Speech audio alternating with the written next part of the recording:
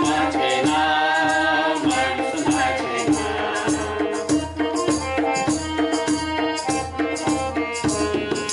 बिंदू मात्र मेघ क्षुद्र खळोखळ, परी जिंकले सातही सागर. बिंदू मात्र मेघ क्षुद्र खळोखळ, परी जिंकले सातही सागर. उंच गाठला गौरी शंकर, उंच गाठला गौरी शंकर. अग्नियान मम घेत चालले आकाशीचा ठाव, अग्नियान मम घेत चालले आकाशीचा ठाव. माणूस माझे नाव, माणूस माझे नाव, माणूस माझे नाव, माणूस माझे नाव.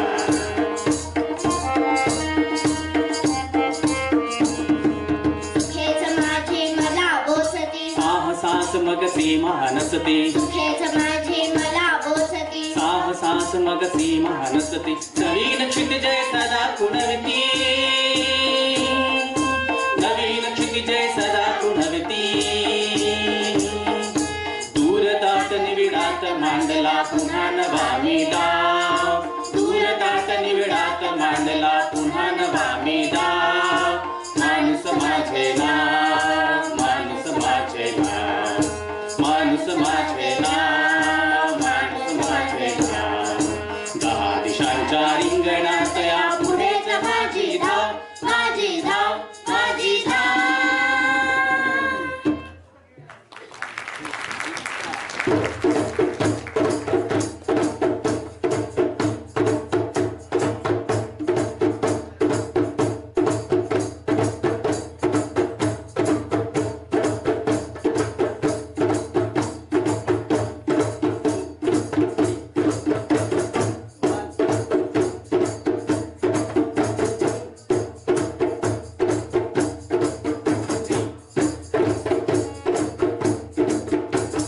आनंदले वैष्णव गरजती नामे, गरजती नामे, गरजती नामे.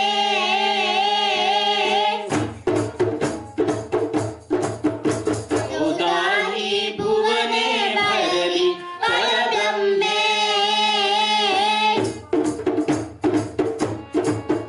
आनंदले वैष्णव गरजती नामे, गरजती नामे, गरजती नामे.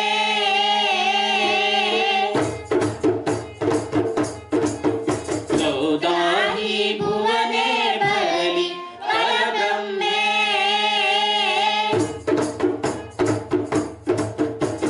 सनक सनंदन मुनिजन वंदन, हरिनारायण हरिनारायण.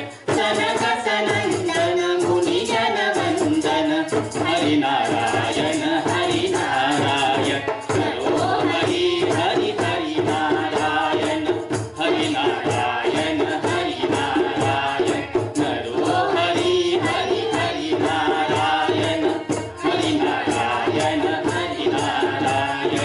हरो हरि हरि हरि नारायण, हरिनारायण हरिनारायण. हरो हरि हरि हरि नारायण, हरिनारायण हरिनारायण. जय जय राम कृष्ण हरि, जय जय राम कृष्ण हरि, जय जय राम कृष्ण हरि, जय जय राम कृष्ण हरि, जय जय राम कृष्ण हरि, जय जय राम कृष्ण हरि, जय जय राम कृष्ण हरि, जय जय Ram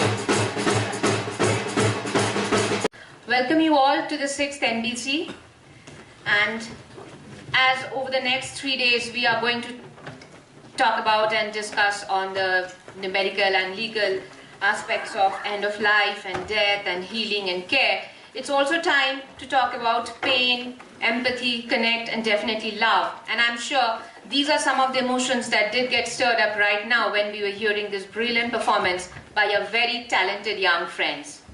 So we sincerely thank our young friends who made this brilliant start to a conference, and we wish them success, happiness, and a lot of laughter in their lives. And in order to know some more about the school which they come from and the work they believe in and what they're trying to do, I would like to invite on stage Sushma Joshi, the principal of the school, to share a few words with us on the school and the work it does. Ms. Sushma Joshi, please. Thank you, Rakhi. Good morning. Namaskar to everybody. Firstly, I would like to thank Sunita ma'am for inviting the children of Phoenix School to perform before such a wonderful audience. Just a word about PRISM Foundation and the work that we do. PRISM Foundation was established in 1990, 26 years ago, to work with children with special needs by Mrs. Godbole, Mrs. Ogle, and Mr. Patwardhan. The children who you saw performing just now belong to Phoenix School, the first branch of PRISM Foundation, which works for children with learning disabilities. The second branch is Lark School, which works with children with mental retardation, along with associated disorders like epilepsy, Down syndrome, autism, visual and hearing impairments. The third branch is MOVS, which is a vocational school for children above 18 years. We try to make them as independent as possible by equipping them with vocational skills. The fourth branch is BENU, the Teacher Training Institute, where professionals in related fields, also teachers and parents themselves, get trained in special teaching methods. The fourth branch is Srujanrang, which is a expressive art-based therapy center.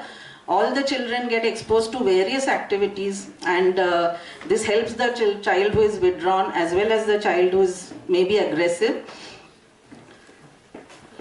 It is the goal of PRISM to make each child self-sufficient, confident, independent, and a contributing responsible member of society. The children of Phoenix School appear for the 10th standard board exam along with the children of mainstream schools, and they are absorbed into the mainstream.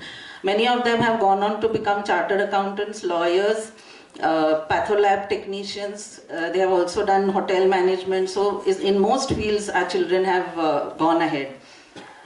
The children from LARC and MOVS are also exposed to many activities.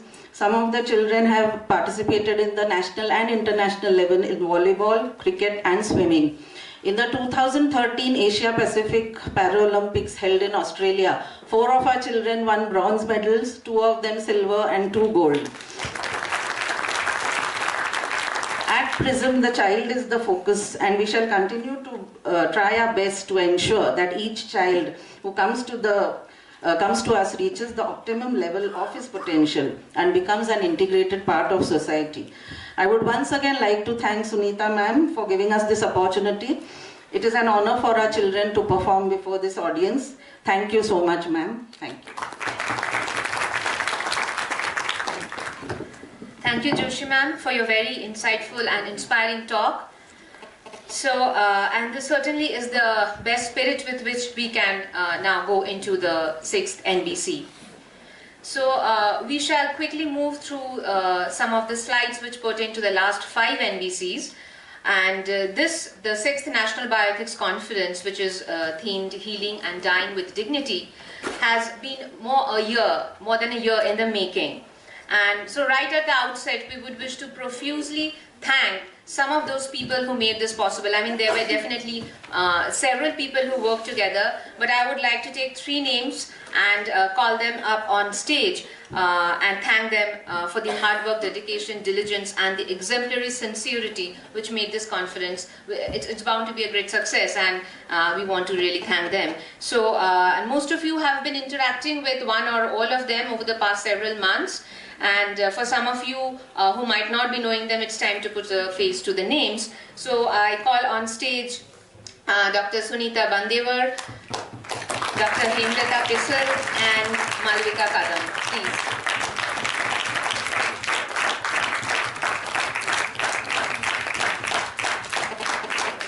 Okay, so now all of you have face to the names. Dr. Sunita Bandevar, the lady on the left, she's the secretary, she's an anthropologist by training, and she's the secretary of the Forum for Medical Ethics Society, or the FMES, which is the publisher of the Indian Journal of Medical Ethics, and she's also a working editor of the Indian Journal of Medical Ethics. Dr. Hemlata, she's the senior associate at Masoom and a member of the conference organizing committee, and Masoom is, as you can see, the co-host of this conference. And Malvika Kadam, she is the secretary and a member of the conference organizing committee. So we take this opportunity to thank all of you and thank you so much. Okay.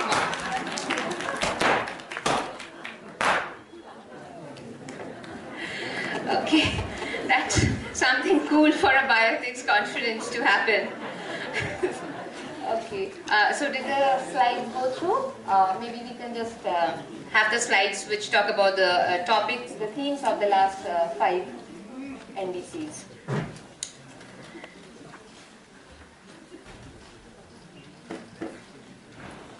Okay, maybe that can play in the background because it's not too text heavy, so that I think should be fine. Now, as the glitters and streamers let it settle down, and I'll take this opportunity to invite Lubna Duggal, who's the treasurer of the FMES, and she's also the senior assistant editor at the Economic and Political Weekly, to take us through a quick tour of the FMES for us now. Lubna, can you join us here? Thank you, Rakhi. Good morning and a warm welcome to everyone on behalf of the Forum for Medical Ethics Society. The Society, FMES, has been hosting the National Bioethics Conference since 2005 and is the publisher of the Indian Journal of Medical Ethics, brought out since 1993. The Society was founded in 1989 by a group of concerned doctors and was registered in 1995. It has since then kept alive the debates in bioethics in India via the platforms of the journal and the conference, apart from the various workshops and trainings that it conducts in collaboration with other organizations. The FMES has uniquely been active over the years in research as well as advocacy connected to ethical issues in health, healthcare, research, and public health. The field of medical ethics has indeed come a long way in India to where we now speak of bioethics, a multidisciplinary field that brings together philosophy and medicine with other disciplines such as the social sciences, humanities, law, theology, technology, and so on, while including many more stakeholders in its fold. While the importance of the understanding of ethics in the healthcare profession cannot be underscored more, on the ground in law and policy, we are yet to move on from the limited understanding of ethics and its practice as the safeguard for the actions of healthcare professionals. Instead, there is need to question and reform a healthcare system that has not been equitable, transparent, accessible, and accountable all across, be it in policy, education, or service delivery. FMES has had an impact on, and has in turn been informed by the trajectory of the field of bioethics in India and globally. A look at the themes of the NBCs from its first edition to the current and 6th edition shows how we have moved from ethical challenges in health, global context, Indian realities, to moral and ethical imperatives of healthcare technologies, to the governance of healthcare, to ethical and regulatory challenges in health research, to integrity in medical care, public health and healthcare research, and finally, to ethical issues in palliative care, end-of-life care, and euthanasia. From a group of concerned doctors, the FMES membership has expanded over the years to include professionals and activists from various disciplines from different parts of the country interested in healthcare ethics. A voluntarily run organization, it has always championed and continues to advocate the principles of transparency, equity, and open access, and in its own functioning as well. We solicit your continued support and interaction through this conference platform and for the future activities of the Forum for Medical Ethics Society. Thank you.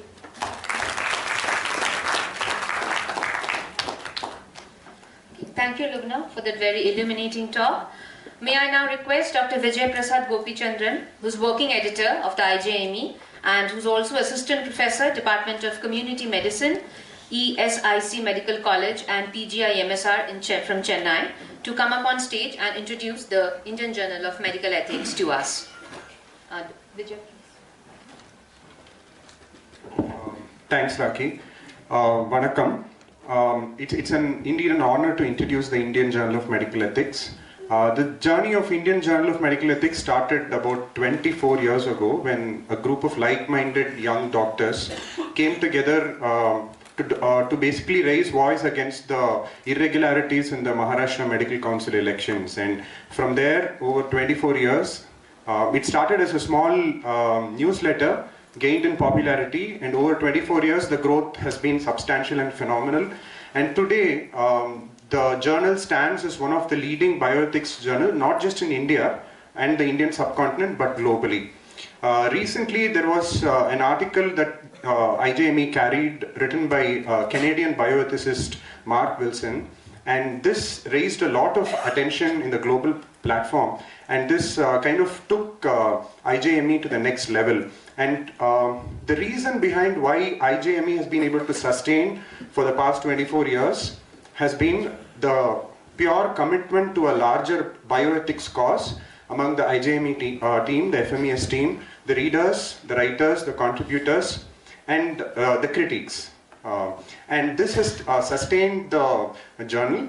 IJME has actually maintained fierce independence in terms of editorial policies as well as financial policies. IJME has never been taking any contributions or funding from the industry, the healthcare industry or the pharmaceutical industry.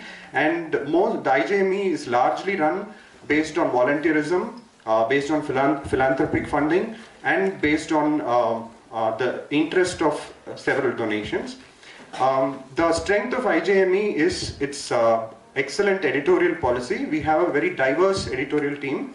There are sociologists, anthropologists, doctors, and all streams of professionals in the editorial team who actually meet together periodically and also vigorously discuss every single article over emails and phone calls, and every decision is made after thorough review. So this is the journey of IJME, and today it stands as a great platform for bioethics, not only in the country but in the subcontinent and in the world. And this evening at 5:45, we have organized a program to commemorate the 25th year of Indian Journal of Medical Ethics, and this program will be a very interesting occasion where the past and the current editors of the journal will interact with the audience. So you're all warmly invited to this session. Thank you.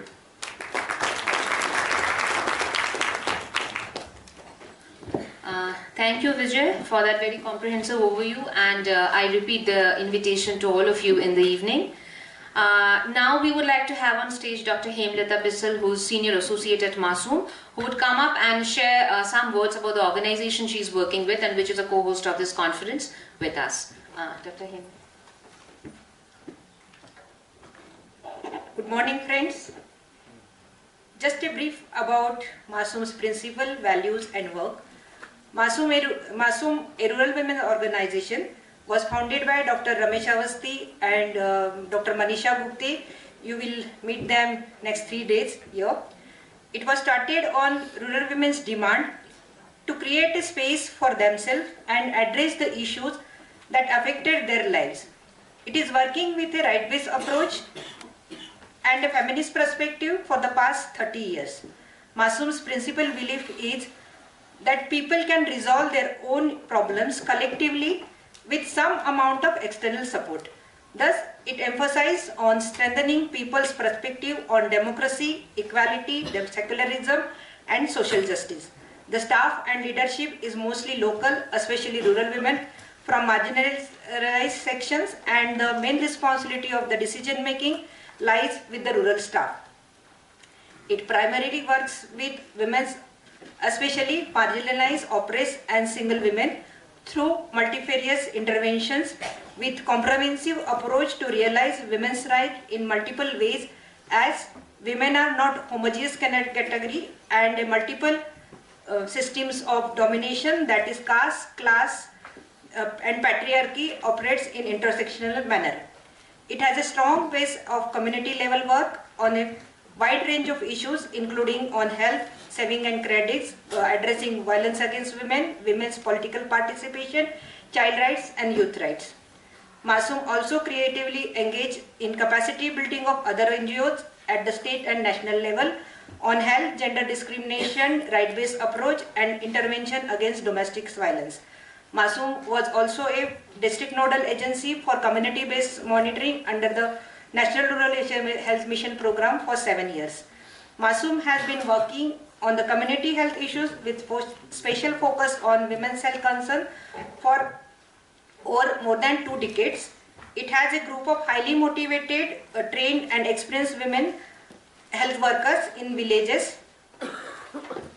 These community health workers are trained to do bimanual speckle examination, to take pap smear for detection of cervical cancer. Most importantly, they do pre-screening of cervical cancer through VI examination at village level, along with diagnosis and management of their reproductive morbidities.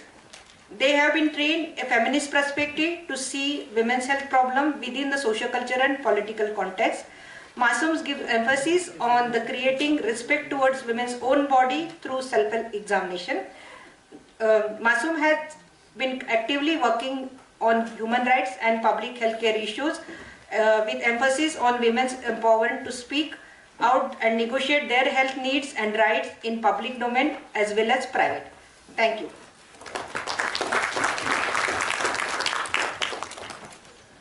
Thank you, Dr. Hema, for letting us know so much about Masum's work. It's doing such brilliant work.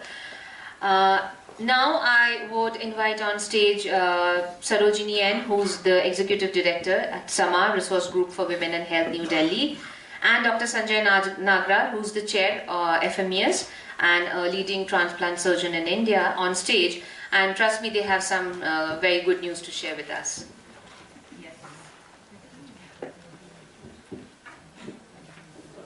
Yeah, it's indeed very good news, and thanks to the organizers giving us this opportunity to announce the 14th World Bioethics Congress, which is going to be held in 2018 in Delhi in December.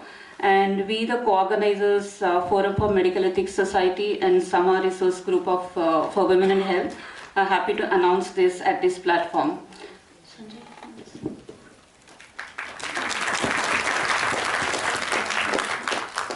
So as you can see, the theme for the World Congress in 2018 is going to be Health for All in an Unequal World, Obligations of Global Bioethics. So the idea behind the meeting is, number one, to meet our friends in the international bioethics community, but also to share our concern and focus at how bioethics plays out in our scenario, especially the South Asian scenario, where the biggest ethical crisis is inequity in healthcare. Yeah, I just want to add here, like the Congress also seeks to strengthen the bioethics discourse in the context of health for all in the region, not just in India, in the entire South Asian region. And this is the first time we are going to have this Congress in South Asia. So it's not just Indian Regional Congress. So we would like to welcome all of you to be there in Delhi in 2018 in December for the Congress. Yeah, there is a website, and you can watch out for the the announcements which will be starting from the next month. And then there is a concept note, and you can see the logo. And we would like to see you all there. Thanks.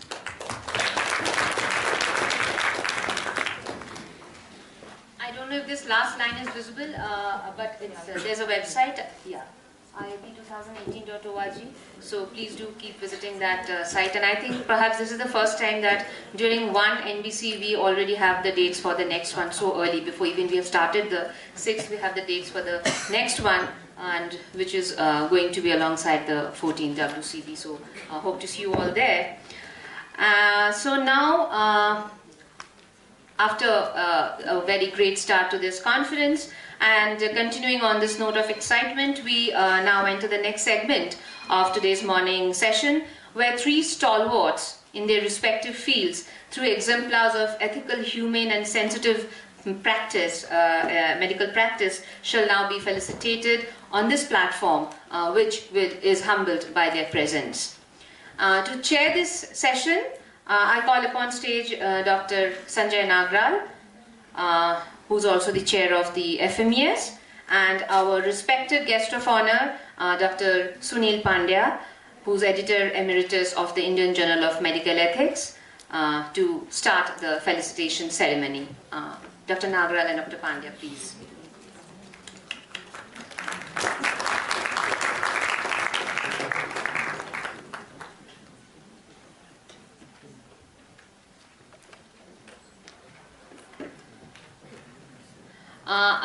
I would like also to call upon stage Vidya Taibal, Dr. Said Abidul Hassan Rizvi and Dr. Rajagopal M.R.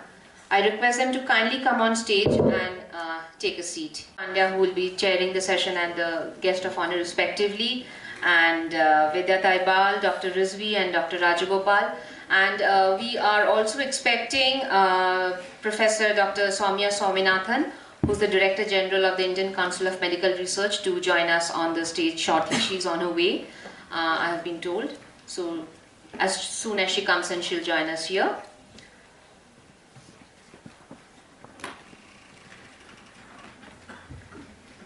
Okay. Welcome to all of you here. And before the felicitation ceremony, I would like to take the opportunity to have a book release on this very opportune occasion. So I would request the chair, Dr. Sanjay Nagral, to please hand over the book for release. The book is titled Organ Transplantation, Compassion and Commerce, to Dr. Rizvi for release. Please. Okay, so before we do the formal book release, let me just say that every few years, the Indian Journal of Medical Ethics puts together a set of articles that have appeared in the journal in the form of an anthology. And this year we decided to do this anthology focused on transplantation for many reasons. I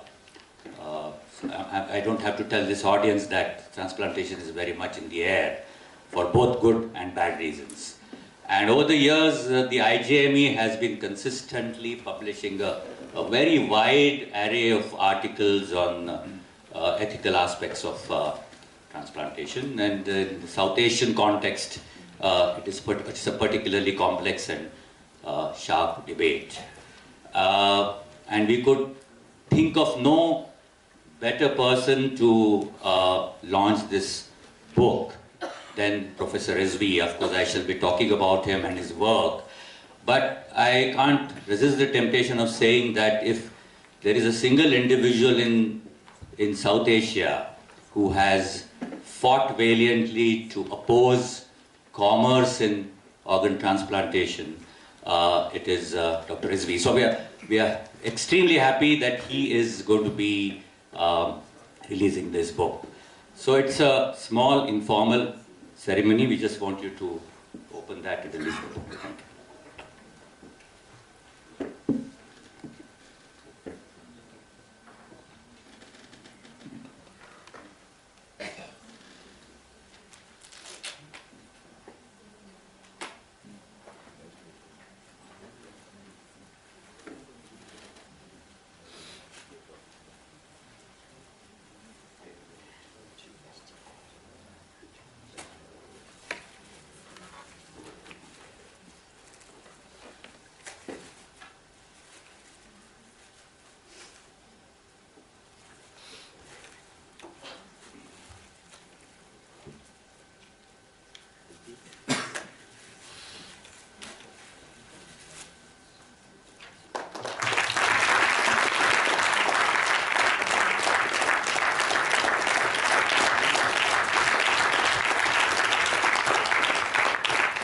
Thank you.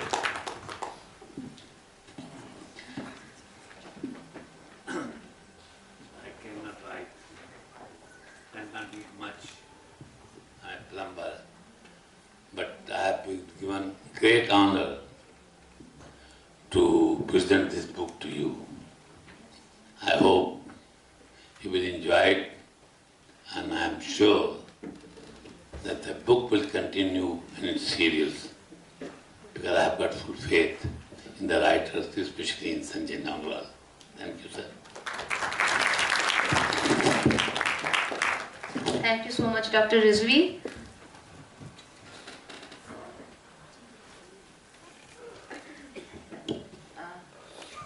Himash? Yeah.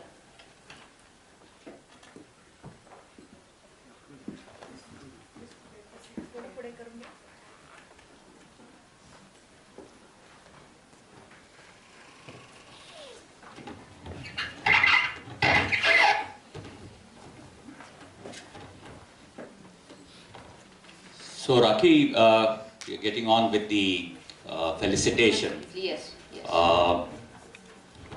So the first person we are felicitating, first luminary we are felicitating is Mrs. Vidya Taibar. Right, so Could we? So I would like to welcome on stage Dr. Manisha Gupte, who's the founding convener of Masoom, to read out the felicitation citations for Vidya Taibar.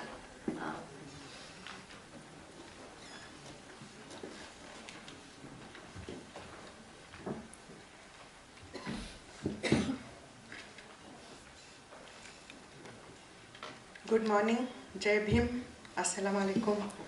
It is really my honor to read out the felicitation of a very dearly beloved mentor and very senior feminist in Maharashtra and India.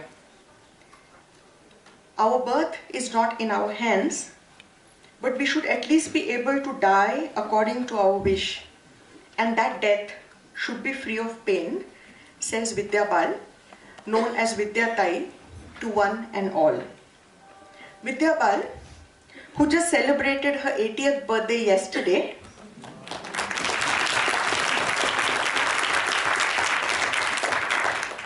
is one of the most reputed writers, editors, and biographers in Maharashtra state. She has been part of the women's movement for the past 4 decades. After working with the All India Radio and as the editor of the magazine Stree, she founded Milun Sarya Zani in 1989, a monthly magazine, in quotes, run by women for women. It endeavors to bridge the gap between urban and rural women's rights activists. Vidya Bal was one of the first feminists who spoke about men's involvement in gender equality and justice. To that end, she completed a course on women, men and development from Sussex University, UK. An important recent contribution by Vidya Bal to women's rights came in the form of the Mumbai High Court ruling in 2016 in favor of her public interest litigation, opening hitherto forbidden places of worship for women in Maharashtra. To Vidya Tai, being a feminist meant having the right to decide. Thus, it is no surprise that she has been involved in people's right to die with dignity ever since 1989. She considers the right to life with dignity and to die with dignity as being two sides of the same coin. Her first issue of Milun Sarya Zani introduced readers to Derek Humphrey's book Jean's Way, which dealt with assisted suicide of aging. Jean's Way, which dealt with assisted suicide during a painful and terminal illness of her dearly beloved wife. Even though the issue of aging and creating a living will was taken up in subsequent issues of Milun Sarya Zani, the response to this particular issue was painfully inadequate. Vidya Bal continued with her campaign because she is a fighter in a very gentle and persuasive way. and still continues to work on popularizing the concept of a medical living will. Vidyatai says, and I quote, "Since childhood we tend to transfer our feelings of fear about death to our children. Everybody fears something in life, but we must learn to move beyond the fear."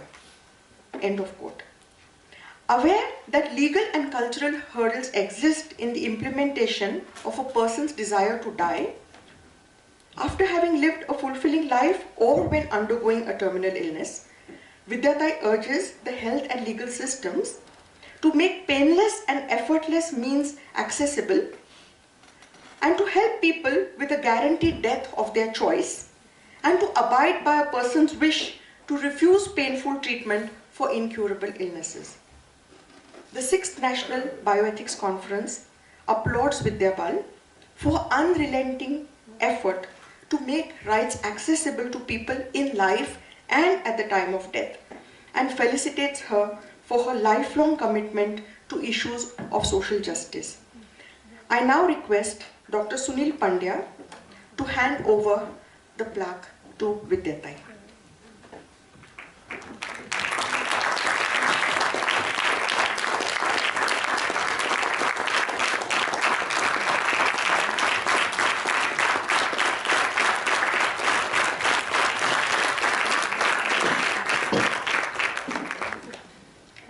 I now request Vidyatai to say a few words in acceptance of this felicitation. Thank you.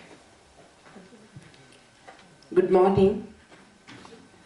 I really feel very happy that I am honored. At the same time, I feel very embarrassed because this is too high a glorification of my small work. Still, thank you very much.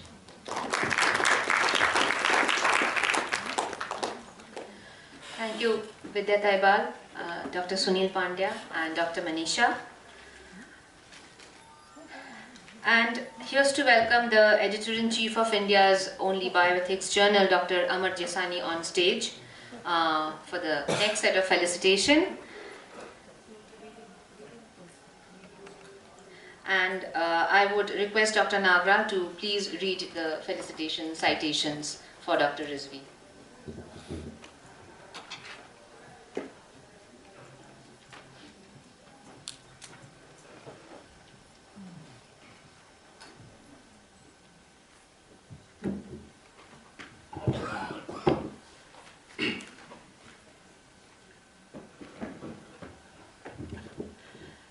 In the year 1996, I was on a fellowship for training in liver transplantation at the King's College Hospital in London.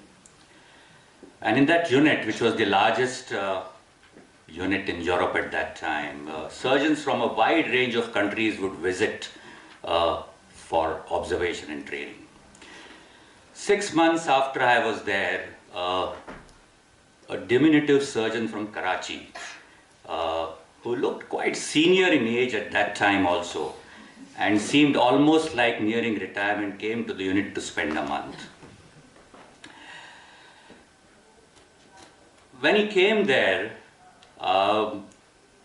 we were told that he's a urologist. We were told that he runs a hospital in Karachi and that it's a very different kind of hospital. The moment he came there, I realized that this is somebody different, because a lot of surgeons would come, peep into the operation theatre and go off and feel that they had seen something. But Professor Rizvi started actually coming with us on what are called donor runs. We would go out in the night to retrieve organs, so he would come in the vehicle. We would come back with livers and we would start do the transplants, and we would be in theatre. And he would just go on and on along with us. And that's the first time I realized that here's somebody who is quite different from the run-of-the-mill surgeon that we are used to seeing. Winter evenings in London can be very lonely, and on days when there was some respite from work, we would sit around the fireplace and chat. He would tell me about his childhood in India, migration to Pakistan, partition. He would also reminisce about his involvement in the in the student movement. I would in turn tell him about my involvement in the junior doctors movement in India. And we would go on and on. We would talk about various things. We would talk about Kaifi Azmi. He would tell me about Kaifi Azmi, this from Jaunpur. We would talk also about the fact that whether any time in the future organ transplantation would ever be available to our people in South Asia, whether liver transplantation would ever be possible to be done, and whether our people would benefit from it. I gathered from him, although he would not talk much, that he was cultivating a unique experiment in Karachi, and that he was known to be a doctor who was giving free treatment to the poor. Now, one had heard that before, and one wondered whether all this was really true. Dr. Rizvi returned to Karachi, promised to keep in touch, and said that at some stage he would get me over to see his institution.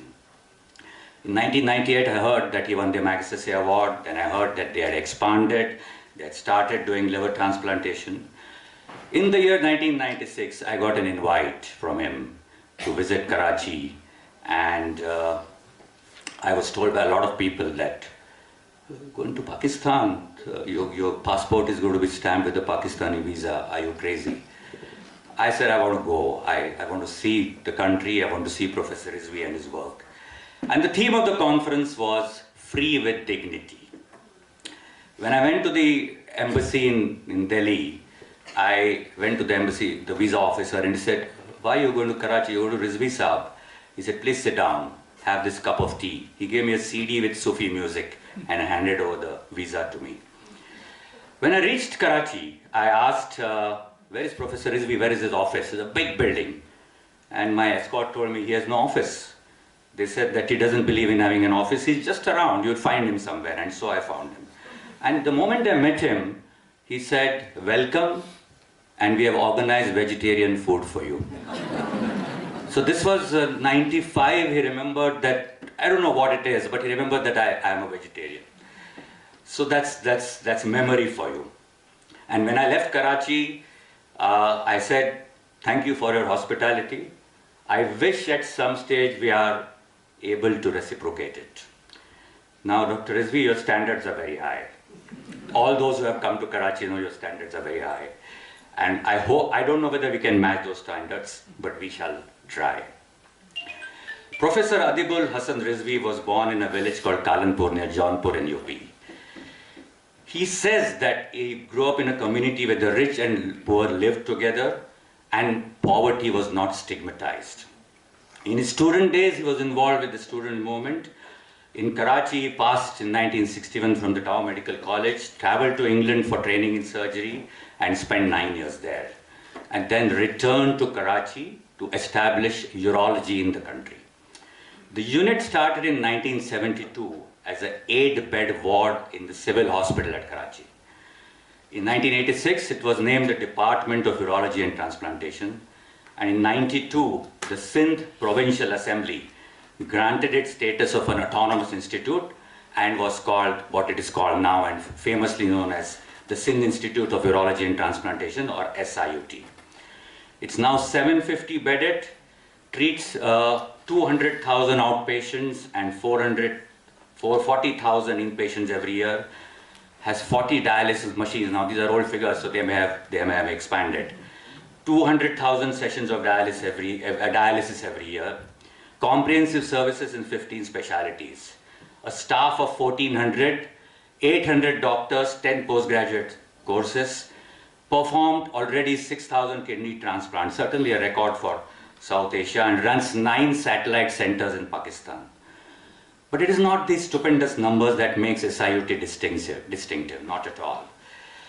It is the astonishing fact that all treatment in SIUT is free. This includes OPD services, hospitalizations, investigations, drugs, kidney transplantation, and now even liver transplantation. Even if someone can afford to pay and offers to pay, SIUT refuses. They tell them to deposit the amount in a donation box. There are no different classes of rooms. There is just one type of bed in SIUT. Everyone is admitted to the same ward. It is partly funded by government, partly by philanthropy, which is a combination of individual donations from citizens, the Zakat tradition, the Parsi community of Karachi, and the Hindu Sindhi community of Karachi.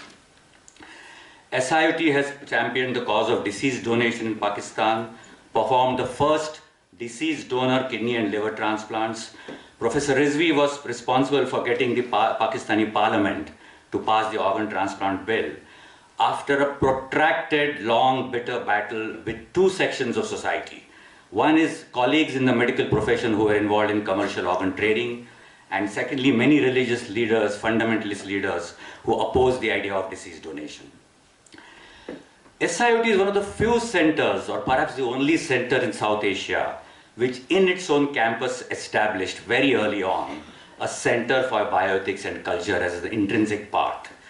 In fact, many of my colleagues in IJME have been traveling to Karachi to teach in CBEC, and we also today have the privilege of 6 members from CBEC here with us. Dr. Farhat Mozam, who's the director, Dr. Amir Jafri and his colleagues who are with us and going to be with us during the conference. Most of what I recounted about SIOT is actually well known to most of the world. Sorry? Okay, Binayak Sen is there, and I can't hear what Binayak is saying, but... Welcome to the delegates from Pakistan. Okay. Dr. Rizvi, when he is asked, gives the credit for the progress of SIOT to the faith the poor Pakistani has put in this system. To give all the credit for SIOT to Dr. Rizvi would be unfair. But certainly, and this is what all SIOT staff would vouch for, his infectious hard work, optimism leads from the front. So friends, there are many achievements that one could honor Dr. Rizvi for. It could be for bringing kidney transplantation to Pakistan and South Asia, for furthering the cause of deceased donation, for high levels of training, for cost-effective care, for setting up CBUC, fighting for commercial interests in the medical profession, against commercial interests in the medical profession. However, today on behalf of this conference and all of you, what we would like to honor Professor Adibul Hasan Rizvi for is for practicing what is perhaps the most complex, evolved, but difficult dimension of ethical and humane care, which is improving access to life-saving treatment to the disenfranchised and the poor, regardless of their ability to pay, and for creating and nurturing an institution that all of us, especially in South Asia, is a constant reminder that if we care to look for an alternative, it is possible. Professor Adibul Hasan Rizvi.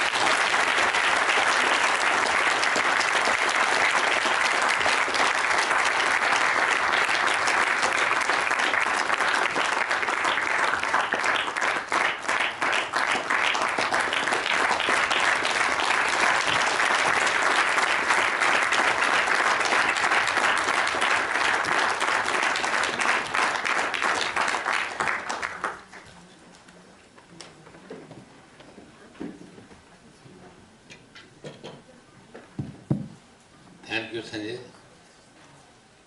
It is always nice to be awarded.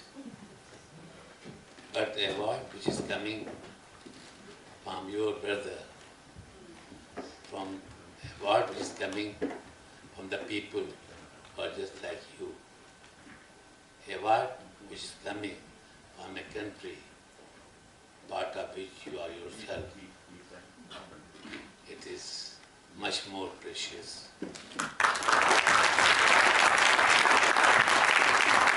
I think as a nation we have forgotten how to thank. We have for a long time we forgot the practicing of thanking each other, of appreciating each other. I hope that this practice will come back. Morally, ethically, historically, even in the problem are the same. The SIOT as Sanjay said, is simply based on the premise that every human being, irrespective of his caste, color, creed, or religious belief, has got a right to access healthcare free with dignity. It is not a slogan, but it is in conformity with the reality. In my region, 80% people live below poverty line. And when you do not know when the next meal is going to come, medicine becomes a luxury. In my region, there are only two options: pay or die. Pay or die. We are trying to create a third option where we could say, we don't let anyone die because he cannot afford to live. Thank you, Sanjay. It was a great honor to me. The greatest honor I can think of is to be appreciated by your own brothers and sisters. Thank you very much.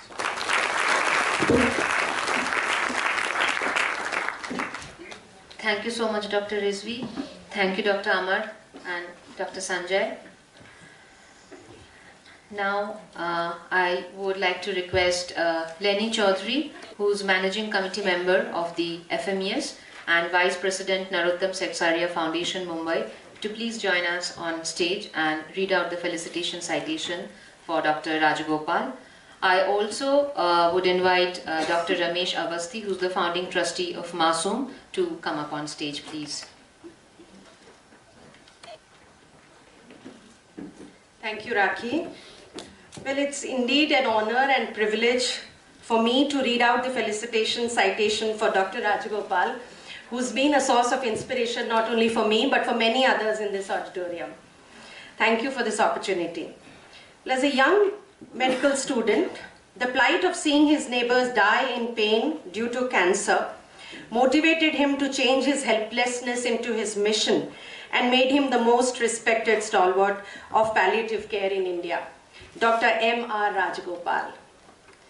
Rightly described by the New York Times as the doctor with a quest to ease the pain of dying, Dr. Rajagopal championed the cause of making palliative care a human rights issue and worked to enhance the accessibility, availability, and affordability of palliative care and pain relief for patients, even when palliative care was at a nascent stage in India. With the zeal and dedication to implement his vision, he started Pallium India, which has grown to be a model for compassionate, high-quality palliative care through the support and relief of those in pain through its network of caregivers and care centers. With 1.6 million Indians enduring pain every year and only 0.4% receiving pain relief, Dr. Rajagopal taught and trained palliative care to make it a part of mainstream medicine. The face of palliative care in India changed through his extensive lobbying with the government for increasing access to oral morphine and advocacy for amendment to the Narcotic Drugs and Psychotropic Substances Act, commonly referred to the NDPS Act. Dr. Rajagopal's tireless efforts have been recognized through several honors and awards. The prestigious Alison Day Forges Award for Extraordinary Activism by the Human Rights Watch, the Kerala People's Doctor Awards in 2015, the Award for Excellence in Pain Management in Developing Countries, the Award for by the International Association of the Study in Pain, Montreal, Canada, and many other awards have been bestowed upon Dr. Rajagopal. He continues to make a difference to the multiple roles that he plays as the Director, WHO Collaborating Center for Policy and Training on Access to Pain Relief, Trivandrum Institute of Palliative Care Services, Pallium India, as the Chairman of Pallium India, the Member Governing Council, Kerala University of Health Sciences, Member International Experts Committee, WHO Collaborating Center at Pain and Policy Studies Group, Madison, Wisconsin, USA, Member Technical Resource Group on Non-Communicable Diseases at the Ministry of Health and Family Welfare, Government of India. Dr. Rajagopal has more than 50 publications to his credit and is a member of the editorial board of 5 journals, an advisor to 10 international and national organizations, and is a role model for millions who believe that palliative care is a right of every patient. The organizers of the 6th National Bioethics Conference consider it their honor and privilege to felicitate Dr. M.R. Rajagopal, who brings hope for millions of patients who are in the need of palliative care. I would now request Dr. Ramesh Avasthi to felicitate Dr. Rajagopal on behalf of the conference.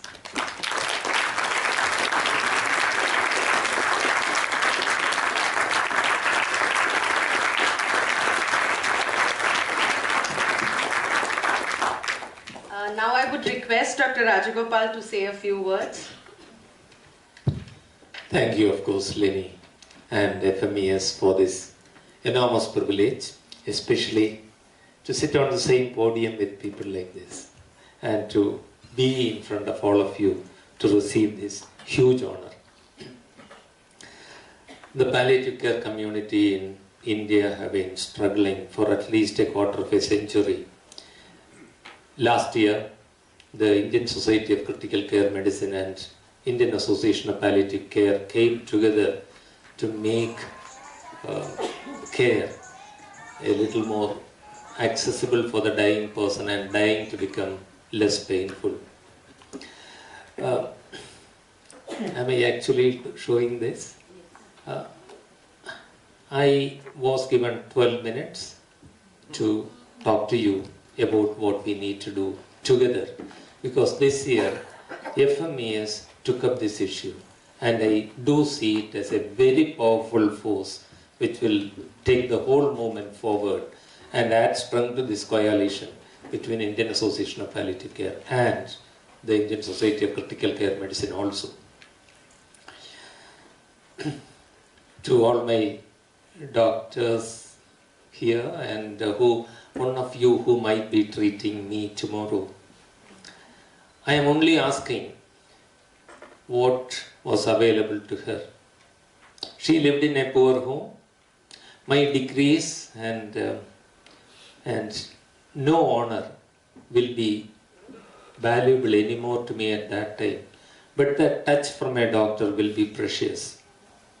She got a few drops of water down her parched throat when she died, poured by her daughter.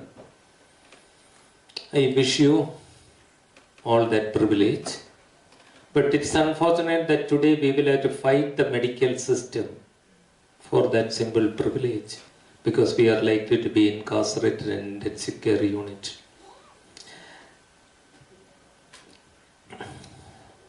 I would like my doctor certainly to be competent, with a lot of knowledge, but certainly I hope there will also be the heart, the compassion.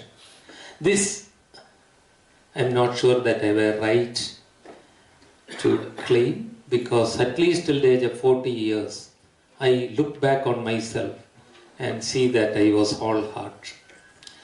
As a medical student, as I amassed knowledge, I think it's a simple law of physics. There is only so much space. As my brain expanded, somehow it moved down and compressed my heart. And the process went on till at the end of the medical education, I learned not to feel compassion. I learned to suppress it. And this is what I fear will happen to me, what I will receive from my doctors. All competence in science without compassion. I hope the commercial interest and the doctor's focus on disease, forgetting the human being, will not cause suffering to me. I certainly wish that for you, and this coalition, I hope, someday will achieve something like that. Next. We hope this becomes invalid.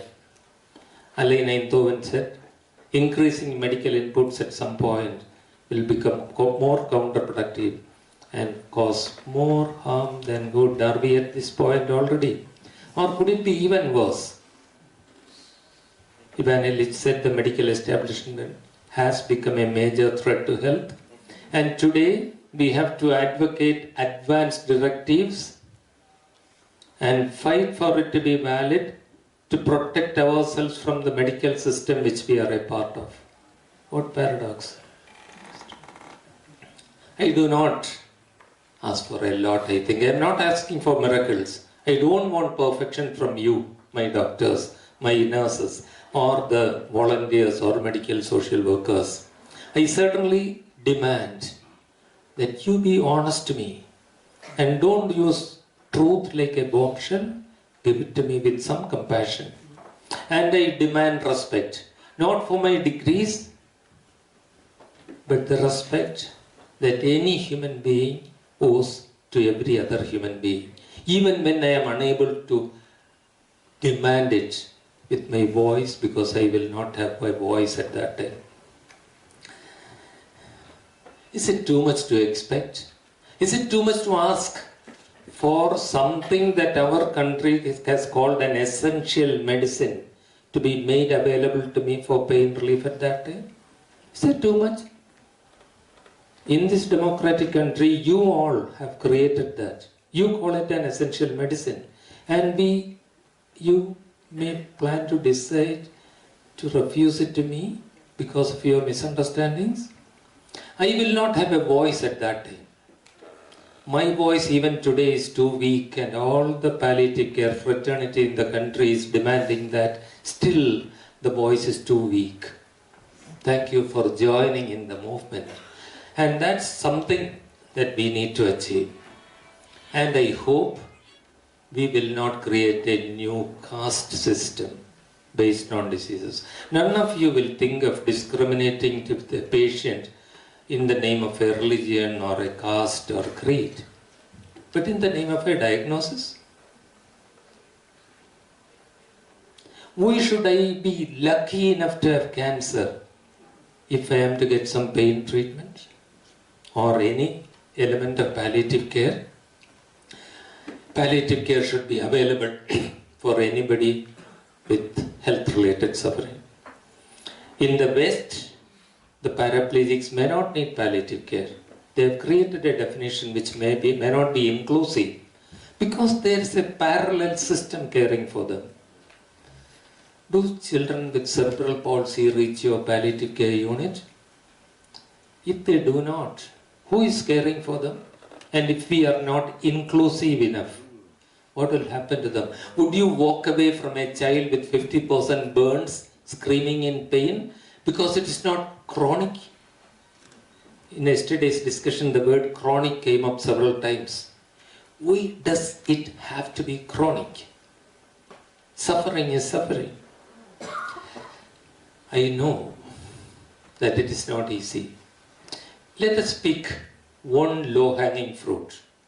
It's not straight away climbing to the top is too hard. Something that we can do. Before we leave this room, day after tomorrow, let us decide on one plan of action. Something that we can do over the next year to change this sorry state of affairs. At least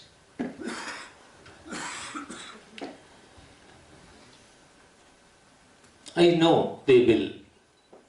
It's no use me saying this. People will interrupt. They will say, don't do this. They will say, this is too risky. They will say, you are destroying the country. But, next please. Let us not concentrate on those who keep interrupting and troubling us. On the left, we have the never people who do not permit change. And most of the time we break our heads trying to bang against the wall and trying to get them to open the door. Maybe we can ignore them. Maybe we can just get together the people who are ready for a change and create a space for us to work in, and then slowly work on the large majority of people who need help, who may be afraid of the change. They are feeling insecure. Let us try to help them to understand and get them to change. And I believe this mission of relieving health-related suffering without discrimination in the name of a diagnosis is possible. Of course, it will not be easy. It does not have to be easy.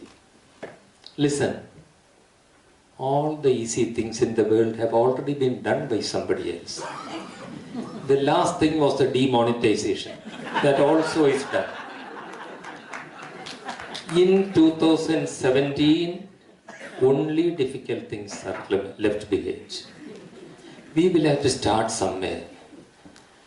You or I, Harmala, you may not be able to finish it yourself, but when you are tired, he will pick up the baton from you.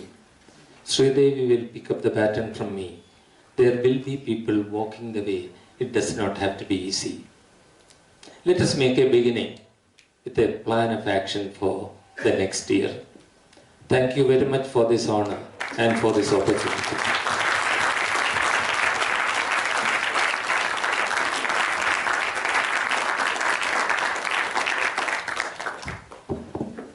Thank you, Dr. Rajgopal. Vidya Daibal, I would like to ask you to share some more words with us, please.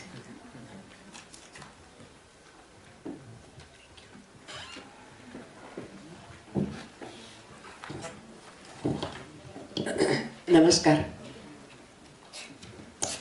आत्ता मी ज्यांच्या ओळीत बसले आहे त्याच्यापैकी मला वाटतं doctor नसलेली मी एकटीच आहे आणि त्यामुळे बहुसंख्यांची बाजू मी रिप्रेझेंट करते असं मला वाटतं. पुन्हा एकदा माझे विचार मांडण्यापूर्वी ज्या नॅशनल बायोएथिक्स कॉन्फरन्सने माझा सन्मान केला त्याबद्दल मी कृतज्ञता व्यक्त करते. आणि खरं म्हणजे हा विषय या कॉन्फरन्सनी निवडला याबद्दलही मला खूप त्यांचं अभिनंदन करावंसं वाटतं. मी 1985 साली एक पुस्तक वाचलं. डॉक्टर वीरा लिमये हे सांगलीचे गृहस्थ यांनी सन्मानाने मरण्याचा हक्क नावाचं पुस्तक मला वाचायला पाठवलं. तेव्हा माझं वय 50ही नव्हतं. पण त्या वयात लिमयांनी मांडलेला जो विचार होता मरणासंबंधीचा, मरणाच्या हक्काचा आणि ती सुद्धा सन्मानाने मरण्याच्या हक्काचा, तो विषय मला अतिशय आवडला, पटला. आणि त्यावेळेला मुंबईला असलेली the society for the right to die with dignity या संस्थेची मी लगेच सभासदही झाले. तेव्हापासून आजतागत मला असं वाटत आलंय आणि आता तर मला जास्तच असं वाटतं की बरं झालं मला 50च्या आतच हा विषय कळला. कारण अलीकडे आपण वृद्धांच्या संदर्भात हा विषय अधिक महत्त्वाचा मानतो. प्रत्येक तरुण माणसाला कधीतरी वृद्धापकाळ येत असतो आणि त्यामुळे त्याच्या तरुण वयापासून त्यांनी वृद्धापकाळाचा आणि मृत्यूचा विचार डेथ विश म्हणून नाही पण एक आयुष्यातलं अटळ अंतिम सत्य म्हणून स्वीकारायला हवा असं मला तेव्हा वाटलं. आणि म्हणून तेव्हापासून मी या प्रयत्नात आहे. तेव्हा मी एकटीच काम करत होते गेली 25 वर्ष. पण अलीकडे गेल्या 5-7 वर्षापासून एक आमचा छोटासा ग्रुप आहे ज्याच्यामध्ये डॉक्टर शिरीष प्रयाग, डॉक्टर असीम आणि रमा सरोदे, डॉक्टर मंगला आटलेकर, डॉक्टर रोहिणी पटवर्धन या दोघी डॉक्टरेट आहेत, मेडिकल डॉक्टर्स नाही आहेत. नंतर श्री रवींद्र गोरे आणि शुभदा जोशी असे आम्ही सगळेजण मिळून एक या संदर्भातलं जनजागरणाचं काम करतो. मला असं वाटतं की युथनेसिया ह्याच्यामध्ये खरं म्हणजे बरेच उपविभाग आहेत. माझ्या मते मी त्याचे 2 भाग करते. एक म्हणजे दयामरण किंवा मर्सी किलिंग आणि दुसरा म्हणजे स्वेच्छा मरण, सेल्फ डिलिव्हरन्स. आणखीनही छोटे छोटे भाग पाडता येतील. वीरा लिमये यांची अशी कल्पना होती की वार्धक्यानंतर म्हणजे साधारण 60 नंतरच्या काळामध्ये सगळ्या गोष्टी आयुष्यात लढून मिळवून झाल्या आहेत, काही मिळालेल्याही नाही आहेत. पण आपल्या सगळ्यांच्याच शारीरिक क्षमता या वृद्धापकाळामध्ये एक एक गळून पडायला लागतात आणि आपल्या आयुष्याची गुणवत्ता खूप कमी होते. तेव्हा 60-70च्या सुमाराला जर आपल्याला असं वाटलं की झालंय आता सगळं, मिळवायचं ते मिळून झालं, लढायचं ते लढून झालं आणि या सगळ्याबद्दल अधिक अस्वस्थ, आता न मिळणाऱ्या गोष्टींबद्दल अधिक अस्वस्थ होण्यापेक्षा आपण जर इथेच आयुष्याचा निरोप घेतला तर ते खरं क्वालिटी ऑफ लाईफसाठी मरणं असं होईल आणि ते शांततेने आणि समाधानाने करता येईल. लिमॅनची कल्पना खूप छान होती आणि मला आजही ती 100% पटलेली आहे. पण गेल्या 25 वर्षात थोडं थोडं काम करताना, लिहिताना, बोलताना मला असं वाटलं की लोकांना असं वाटतं की हे काहीतरीच आहे. जगता जगता मरणाचा कसला विचार करायचा. ज्यांनी जन्म दिला तो आपल्या मरणाची काळजी घेईल आणि मग आपण कशाला असले काहीतरी अभद्र विचार करायचे. अशा तऱ्हेची एका अतिशय अटळ सत्याकडे बघण्याची लोकांची वृत्ती आहे हे माझ्या लक्षात आलं आणि मला असं वाटलं की मला लिमॅनचा विचार पटला तरी लोकांपर्यंत तो पोहोचवण्यासाठी आणखीन थोड्या 2 पायऱ्या त्यांच्याशी बांधिलकी न सोडता मला जायला पाहिजे. दरम्यानच्या काळामध्ये डॉक्टर अतुल गवांदे आणि डॉक्टर हेनझेल या 2 डॉक्टरांचं काही वाचनात आलं माझ्या आणि त्यांनी एक वेगळा मुद्दा मांडला होता की अगदी मृत्यू दारात उभा आहे, आपलं दार ठोठावतोय, अशा एका क्रिटिकली इल, टर्मिनली इल आणि अतिशय वेदनाग्रस्त अशा टप्प्यावर जेव्हा पेशंट असतो तेव्हा तरी त्याच्याशी आणि त्याच्या मृत्यूशी आपण कसं वागायचं हे आपण शिकायला पाहिजे. याची अतिशय हृदय उदाहरणं त्या दोघांच्या पुस्तकातून तुम्ही वाचू शकाल. पण त्यांनी असं म्हटलं होतं की कधी कधी अशी वेळ येते, डॉक्टरही जे चांगले डॉक्टर्स असतात ते डॉक्टर्स पेशंटचा सर्वांगीण विचार करतात आणि जेव्हा त्यांच्या लक्षात येतं की आता हा पेशंट वाचण्याच्या अवस्थेत नाहीये, आपण कितीही अद्ययावत उपचार केले तरी हा मरणारच आहे, तर मग आता त्याला या सगळ्या कृत्रिम इन्स्ट्रुमेंट्स, मेडिकल इन्स्ट्रुमेंट जे आहेत त्याच्या आधाराने वाचवून त्याचं निर्जीव असलेलं खरं म्हणजे आयुष्य लांबत ठेवायचं हे बरोबर नाहीये. तेव्हा आता या टप्प्यावर कधी कधी डॉक्टर्स पेशंटच्या नातेवाईकांशी सल्लामसलत करतात, त्यांना स्पष्टपणे हळुवारपणे सांगतात की आता इथे ठेवून उपयोग नाहीये. अशाला पेशंटला घरी घेऊन जा, चांगल्या वातावरणात ठेवा, त्याला आवडणाऱ्या, आनंद देणाऱ्या, प्रसन्न ठेवणाऱ्या संगीत, पुस्तकं, मित्र, मैत्रिणी यांनी एक रडकं वातावरण निर्माण करण्यापेक्षा घरातच अतिशय कमी त्रासदायक, कमी भीतीदायक असं वातावरण निर्माण करा आणि या पेशंटला घेऊन जा. आणि असं केल्याने त्या माणसाचं मरण अगदी पेनलेस तर होतच नाही, बिना भीतीचं होत नाही, पण मी मरताना ऐकता नाहीये. आणि आता मला वाटतं कोणीतरी याच डॉक्टरांनी उल्लेख केला की अशा वेळेला जो स्पर्श खूप महत्वाचा असतो तो ICU मध्ये कधी देता येत नाही. आपण एका काचेच्या खिडकीतून आपल्या अत्यवस्थ प्रियजनाशी त्याची झुंज बघत असतो आणि म्हणून अशा वेळेला तो स्पर्शही जर या मरत्या माणसाला देता आला तर खूप चांगली गोष्ट आहे. इथे मला असं म्हणावंसं वाटतं की आपल्या सगळ्यांचं ज्या प्रकारचे अपब्रिंगिंग आहे त्याच्यामध्ये आपल्याला प्रेम या कल्पनेविषयी फार चुकीचे संस्कार आहे. प्रेम म्हणजे काय, तर जे स्वामित्व दाखवत आणि म्हणून हे माणूस मरायला निघाला असलं तर ते मला किती हवंय आणि म्हणून काय वाटेल ते झालं, किती खर्च झाला तरी मी त्याला वाचवलं. अरे ते माझं प्रेमातलं माणूस जो वेदनाग्रस्त आहे, त्याची मरण्याची इच्छा आहे, या सगळ्या वेटोळ्यातून सुटायची इच्छा आहे, तर त्यांनी मरणं हेच माझ्या त्याच्यावरच्या प्रेमाचं खरं म्हणजे त्याला मदत करणं हे माझं प्रेमाचं लक्षण आहे. पण आपलं प्रेम खूप सुद्धा मला असं वाटतं की खरं म्हणजे सगळीच माणसं जन्माला आल्यानंतर त्यांच्या आयुष्यात नेमकं काय घडणार आहे कोणीच सांगू शकत नाही. एकच गोष्ट सांगते ती की जन्मलेला माणूस नक्की मरणार आहे, केव्हा कधी माहित नाही. मग एवढं जी गोष्ट अटळ आहे त्याचा विचार आपण कधीतरी करणार आहोत की नाही. आणि जर जन्मभर सन्मान जपण्याचा आपण विचार केला असेल तर आपल्या मृत्यूचा सन्मान आपण राखणार आहोत की नाही. पण मला असं वाटतं की मृत्यू या विषयाकडे बघायला, बोलायला, विचार करायला लोकांना वेळ नसतो आणि खरं म्हणजे आवडत नाही. आणि म्हणून मला वाटतं की मृत्यूचा विचार करण्यापूर्वी खरं म्हणजे थोडा वार्धक्याच्या विचाराकडे त्यांना वळवून काही गोष्टी त्यांना सांगण्याची गरज आहे. हिंदू फिलॉसॉफीमध्ये सगळ्याच गोष्टी काय मला आवडतात असं नाही, पण एक गोष्ट खूप चांगली आहे की एका शेवटच्या टप्प्यावर आपण थोडंसं संन्यस्त वृत्तीने, विरक्त वृत्तीने राहिलं पाहिजे. आणि या संदर्भामध्ये जे मला मिळालं त्याचा मला आनंद आहे. या संबंधीचं एक छोटंसं वचन आहे, ते मी तुम्हाला वाचून दाखवते. मिळून सराजणीच्या एका अंकामध्ये वृद्धत्वाकडे वाटचाल या नावाने मी एक मोठा विभाग केला होता. त्याच्यामध्ये आमच्या मैत्रिणींनी डॉक्टर श्यामला बनारसेंनी वृद्धाप काळामध्ये माणसाची कशी असली पाहिजे दृष्टी, वृत्ती याचं खूप छोटं सुंदर वर्णन केलं. आभार या जीवनासाठी. दृष्टीला सुंदर दृश्य दिसली त्यांच्यासाठी मी कृतज्ञ आहे.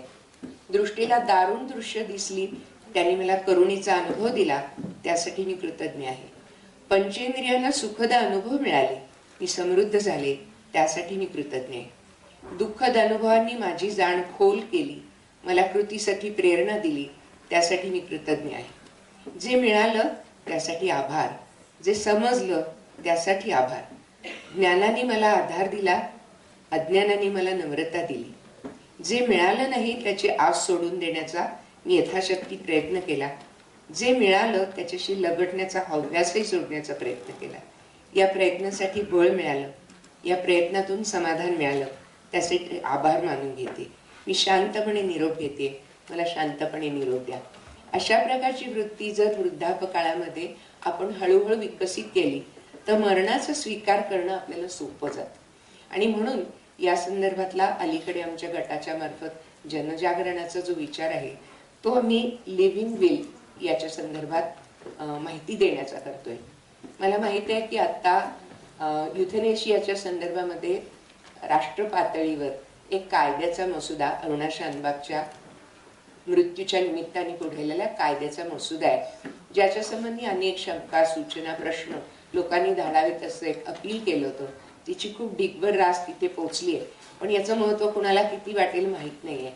आणि या मसुद्यामध्ये लिव्हिंग विल किंवा वैद्यकीय इच्छापत्र हे नाकारलंय, ही सगळ्यात खेदाची गोष्ट. हे मात्र मला इथे नोंदवावं असं वाटतं. लिव्हिंग विलचा अर्थ एवढाच आहे की आपली जशी ऐहिक प्रॉपर्टी असते त्याचं विल करतो, तशी आपली सगळ्यात महत्त्वाची जन्मजात ऐहिक प्रॉपर्टी असेल तर ते म्हणजे आपलं शरीर, स्वास्थ्य. आणि हे टिकवण्यासाठी, याचा आत्मसन्मान टिकवण्यासाठी मला कुठली ट्रीटमेंट हवी आणि कुठली नको या संदर्भामध्ये काही गोष्टी लिहून ठेवणं. आणि ज्यावेळेला मी कोमात असेल, बोलू शकण्याच्या अवस्थेत नसेल, तेव्हा माझं ही विल, हीच माझी इच्छा आहे, हे डॉक्टरांनी आणि माझ्या नातेवाईकांनी मान्य करावं. पण याची एक प्री रेक्विजिट आहे, अत्यंत महत्त्वाची आहे. मी हे लिव्हिंग विल केलं आणि माझ्या ट्रीटमेंटचा निर्णय घेणारे माझे जे जवळचे लोक आहेत त्यांनी ते मानलंच नाही तर काय करणार, कारण मी तर बोलू शकत नाही.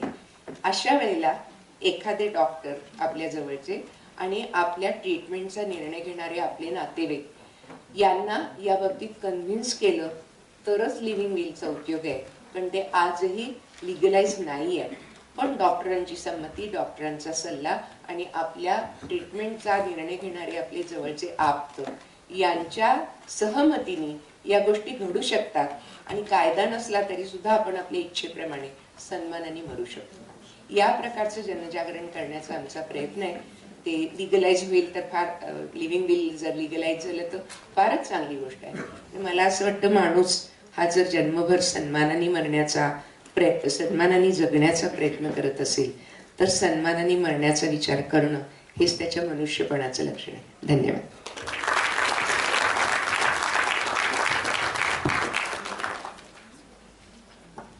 एक मिनिट. या लिव्हिंग विलचा आम्ही एक मसुदा केलाय, तो जस्ट ड्राफ्ट आहे. त्याच्यामध्ये काही मॉडिफिकेशन्स करून तुम्ही तो वापरू शकता. त्याच्या काही प्रती माझ्याकडे आहेत, कुणाला हव्या असल्या त्या नंतर देईल. Thank you so much, Vidyatai. I take this opportunity once more to heartily thank Vidyatai, Dr. Rizvi, Dr. Rajgopal for honoring us by accepting the felicitations and for inspiring us with those very wise and insightful words. We really have so much to learn from all of you. Thank you so much. But there's something more to come. And right now then I would request our guest of honor, Dr. Sunil Pandya, to please share a few words with us. Dr. Pandya.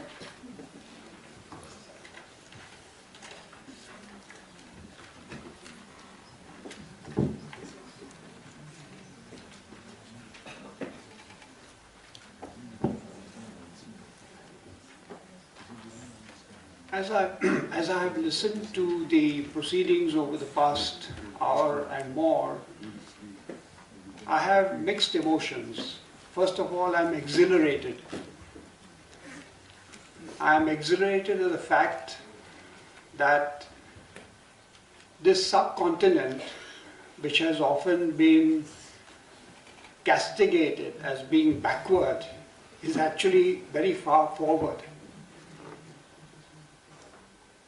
I'm also exhilarated by the fact that there is so much progress in spite of all the difficulties that we have been facing at various encounters with the authorities and overcoming a lot of resistance, ignorance, superstition. At the same time, I feel very humbled. I feel very humbled because we have in our midst individuals who have been exemplars, who have served as founts of inspiration. And I'm sure even in the audience, we have such exemplars. There are so many who are doing wonderful work and who serve as inspiration for all of us. These mixed emotions are the consequence of the fact that when we started this tiny little movement called the Forum for Medical Ethics Society, we were almost sure that we were going to fail. When we started this little 8-page newsletter, it was a very humble attempt at putting on record what was wrong in the state of Maharashtra and what we could try and do to improve these matters. I think all of us who were present at that inaugural issue were sure that in about a year or so, this little newsletter will have died a natural death.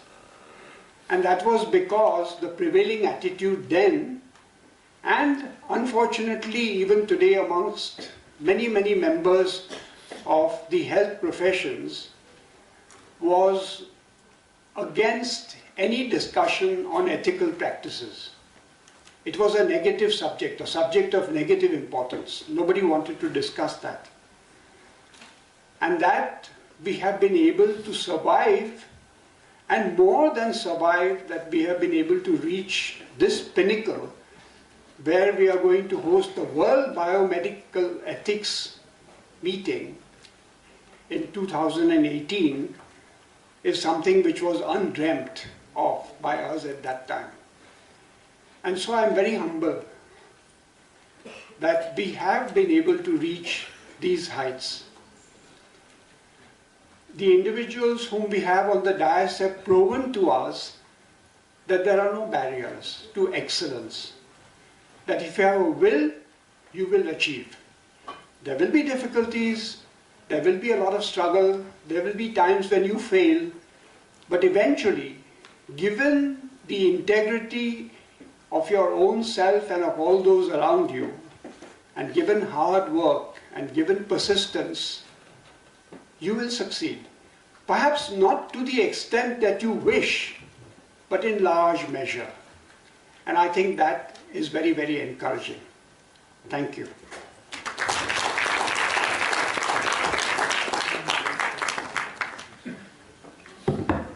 Thank you, Dr. Pandya, for those humbling as well as inspiring words. We were waiting for Professor Soumya Swaminathan, but I guess she's stuck in traffic. So it would really have been wonderful to listen to what she would have to say. But maybe we'll have it a bit later when she's finally here and we do get some time to hear what she has to say for us. So with these, I thank all of you and I end the felicitation ceremony here.